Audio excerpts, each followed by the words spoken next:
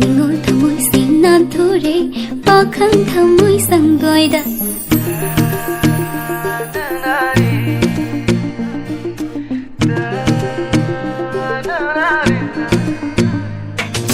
Manja nangbo sakhenba nuja khamloi uiriba Ningol thamoy sinan thore pakhang thamoy sangoida Ningol thamoy sinan thore pakhang thamoy sangoida Khomdoi halak lo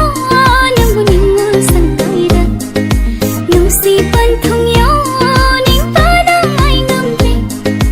pakhang thamoy do kannagi uihannu Nujai ki oi ke lingdar thamdiyu simba Aigi lengdaligan nungsinandi lengdan nungsi tuparangi lamigong inajagani Aigi lingdaligani nungsinandi lingdana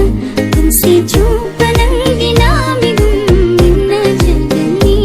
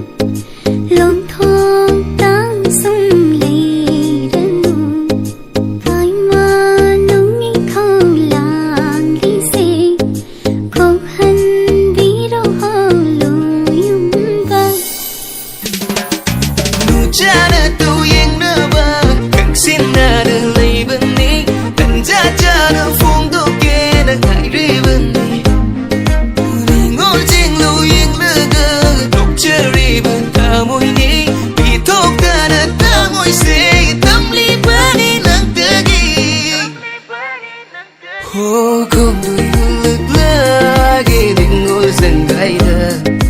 nuksi panthung do yong na bapurake